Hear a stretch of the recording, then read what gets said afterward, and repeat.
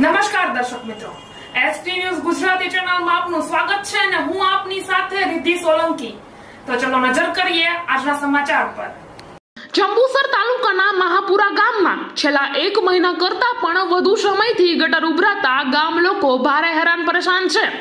અનેકવાર રજૂઆત કરવા છતાં પણ ગ્રામ પંચાયત દ્વારા કોઈ જ પગલાં લેવાય નથી, જેના કારણે ગામના મેઇન એન્ટ્રન્સ રોડ પર જ સતત ગંદુ પાણી ભરાઈ રહ્યું છે। વિશેષ ચિંતાનો વિષય તો એ છે કે પંચાયત ઓફિસની બાજુમાં જ આંગણવાડી સુધી આ ગંદુ પાણી પહોંચી ગયું છે, જેના કારણે નાના બાળકોમાં રોગચાળો ફાટવાની ગંભીર સમસ્યા ઊભી થવાની ચિંતા છે। સમગ્ર ગુજરાતમાં સ્વચ્છતા અભિયાન જોરશોરથી ચાલી રહ્યું છે, પરંતુ મહાપુરા ગામમાં ગંદકી અને ગટર ઉભરાવાની સમસ્યાને કારણે લોકોમાં ભારે અસંતોષ જોવા મળી રહ્યો છે। સ્થાનિક લોકોએ તાત્કાલિક કાર્યવાહી કરી આ સમસ્યાનું સમાધાન કરવા માટે માંગણી કરી છે, નહીં તો રોગચાળો ફાટી નીકળવાની શક્યતા વધી જશે। લોકોનું કહેવું છે કે ગ્રામ પંચાયતમાં વારંવાર રજૂઆત કરવા છતાં પણ પંચાયતના પેટનું પાણી હલતું નથી। શું ગ્રામ પંચાયત રોગચાળો ફાટી નીકળવાની રાહ જોઈ રહ્યું છે?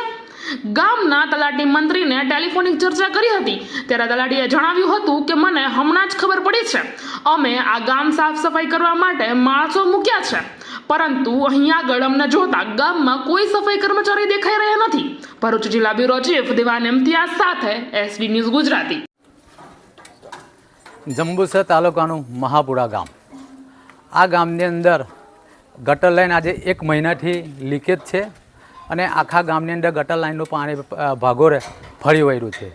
વારંવાર રજૂઆત કરી, આપણે સરપંચ હોય, તલાટી હોય, કોન્ટ્રાક્ટર હોય કે પંચાયત બોડી હોય, દરેકને રજૂઆત કરી, પણ કોઈના કાને આગ જતી નથી। અને બીજું કે આ ગામ એક અંજુ ગામ છે, વગર સરપંચ વગર ડેપ્યુટીનું ગામ છે, બાજુના ગામની અંદર છે, એટલે આ ગામમાં કોઈ જોવા પણ આવતું નથી।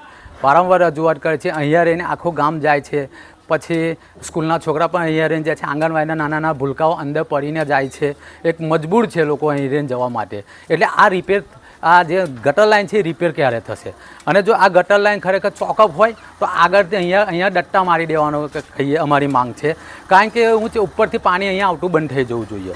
ઘણીવાર અમે રજૂઆત કરી છે, પણ અહીંયા કોઈ અને અમે જે ઘરમાં સૂતા હોય છે તો એની સ્મેલ છે ઘરની અંદર મારે છે, એટલે આ તો કાલે કોલેરો થાય એવું લાગે છે, રોગચાળો ફાટી નીકળે એવું છે। અહીંયા બધા નાના ભૂલકાઓ છે, કાલે એમનું ભવિષ્ય, કાલે એમના શરીર જો ચેંડા થાય કે રોગચાળો થાય તો એની જવાબદારી પંચાયત લેવાની છે।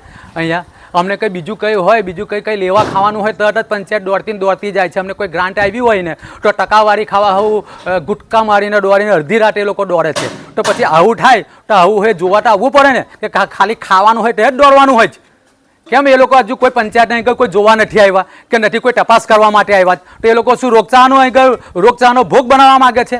અત્યારે સ્વચ્છતા અભિયાન ચાલે છે, દરેક ગામે ગામ, દરેક તાલુકે, દરેક ગુજરાતની અંદર ઓલ જગ્યાએ સ્વચ્છતા અભિયાન ચાલે છે। અહીંયા કોઈ જગ્યાએ એવું સ્વચ્છતા અભિયાન જેવું છે ને, તમે વિડીયો ઉતારીને જોયું છે કે સ્વચ્છતા અભિયાન શું છે? અહીંયા આંગણવાડીના બાળકો અંદર પાણીની અંદર પડીને જાય છે, સ્કૂલના બાળકો પાણીની અંદર પડીને જાય છે, તો હું એ લોકો રોગચાળો માગે છે, એટલે હું મહાપુરા ગામની અંદર કોલેરો થવા માગે છે।